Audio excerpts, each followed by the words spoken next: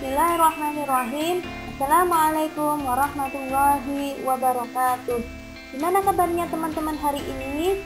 Mudah-mudahan semuanya dalam keadaan sehat walafiat ya. Amin. Hari ini kita akan melanjutkan materi pelajaran IPA yang selanjutnya. Kalau kemarin kita sudah mengenal tentang magnet, untuk pertemuan kali ini kita akan membahas cara membuat magnet. Setiap magnet mempunyai sifat kemagnetan, yaitu kemampuan suatu benda untuk menarik benda-benda magnetis yang ada di sekitarnya. Sifat kemagnetan pada sebuah benda dapat terbentuk dengan berbagai cara. Sifat kemagnetan dapat terbentuk secara alami atau buatan. Berdasarkan sifat kemagnetan, magnet dibagi menjadi dua, yaitu yang pertama magnet alami dan yang kedua yaitu magnet buatan. Teacher bahas yang pertama dulu, yaitu magnet alami. Apa sih itu magnet alami? Magnet alami terbentuk dari proses alamiah. Magnet alami merupakan jenis magnet yang sudah memiliki sifat kemagnetan secara alami. Dalam artian, magnet sudah memiliki sifat magnet tanpa ada campur tangan dari manusia. Magnet alami bisa berupa batu-batuan atau benda lain juga. Jenis magnet alami cukup jarang ditemui dan jumlahnya tidak banyak. Nah, berikut contoh magnet alami yaitu magnet alam seperti Gunung Ida di Magnesia yang bisa menarik sebuah benda-benda di sekitarnya. Yang kedua yaitu magnet buatan. Magnet buatan adalah magnet yang sengaja dibuat oleh manusia. Hal ini dilakukan seiring meningkatnya kebutuhan magnet. Karena buatan, magnet jenis ini memiliki bentuk seperti magnet ladam atau tapal kuda, magnet jarum, magnet batang, magnet silinder, dan lain-lain. Magnet buatan biasanya dibuat dari besi, baja, atau bahan jenis logam lainnya. Magnet buatan ada yang sifatnya sementara dan ada juga yang tetap. Magnet sementara kemagnetannya bisa hilang dengan mudah, berbeda dengan magnet buatan yang tetap atau permanen. Magnet dapat dibuat dengan cara yang pertama yaitu digosok, diinduksi, dan dialirkan arus listrik atau biasa disebut elektromagnetik. Berikut adalah cara membuat magnet buatan dengan cara digosok.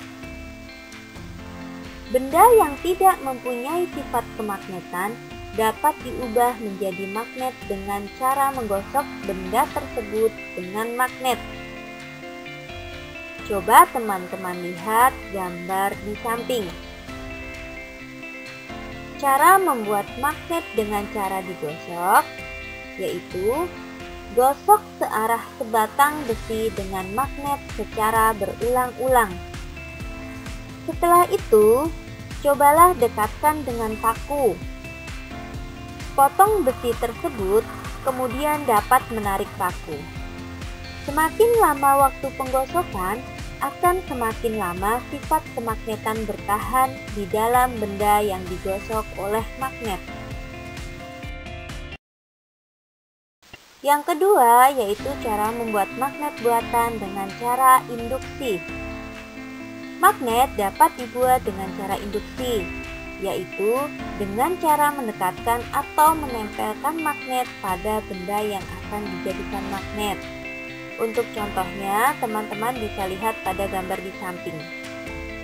Sifat kemagnetan benda akan hilang apabila magnet dijauhkan dengan benda yang didekatkan dengan magnet. Yang ketiga yaitu cara membuat magnet buatan dengan cara dialirkan arus listrik. Magnet yang dibuat dengan cara dialirkan arus listrik dapat dilakukan dengan cara melilitkan benda logam seperti paku dengan kawat yang dihubungkan dengan kutub-kutub baterai. Teman-teman bisa melihat contohnya di samping. Pembuatan magnet dengan cara tersebut disebut dengan elektromagnetik. Elektromagnetik termasuk jenis magnet sementara. Hal ini karena ketika arus listrik diputus, maka sifat kemagnetan bahan akan hilang dalam hitungan detik, sehingga menyebabkan jarum-jarum yang semula menempel pada paku akan jatuh atau lepas. Berbagai bentuk magnet dan manfaatnya. Berdasarkan bentuknya, magnet dibedakan menjadi 6 macam, yaitu yang pertama, magnet batang.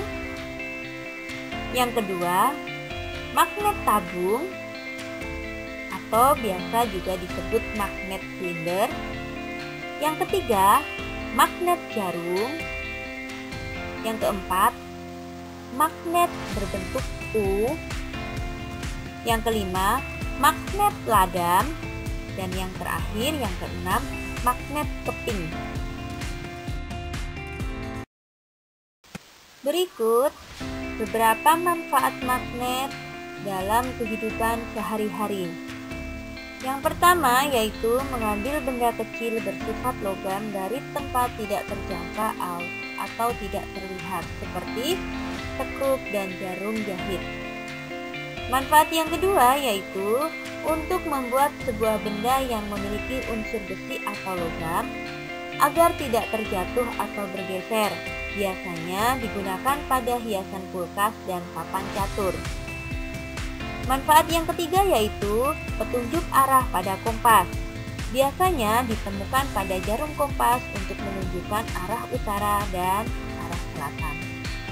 Manfaat yang keempat yaitu digunakan untuk benda yang terbuat dari besi agar dapat menempel dengan erat. Biasanya fungsi magnet ini digunakan untuk penutup pintu kulkas dan pengunci kotak pensil. Manfaat yang kelima yaitu dapat dimanfaatkan sebagai pembangkit tenaga listrik. Biasanya hal ini berfungsi pada dinamo sepeda atau generator. Manfaat yang keenam atau yang terakhir yaitu pengubah getaran listrik menjadi getaran suara. Biasanya hal ini bisa kita temui pada bel rumah dan mikrofon. Berikut adalah beberapa contoh benda yang mengandung magnet yang ada di sekitar kita. Yang pertama yaitu kaset tape recorder. Yang kedua, contoh yang kedua yaitu trafo. Contoh yang ketiga, kartu ATM. Contoh yang keempat, kompas. Contoh yang kelima, generator. Contoh yang keenam yaitu televisi. Contoh yang ketujuh, speaker. Dan contoh yang terakhir yaitu tempelan pada pintu kulkas. Sekian pembelajaran kita hari ini. Selamat belajar dan selalu jaga kesehatan ya. Teacher akhiri sekian. Wabillahi taufiq wal hidayah. Wassalamualaikum warahmatullahi wabarakatuh. See you.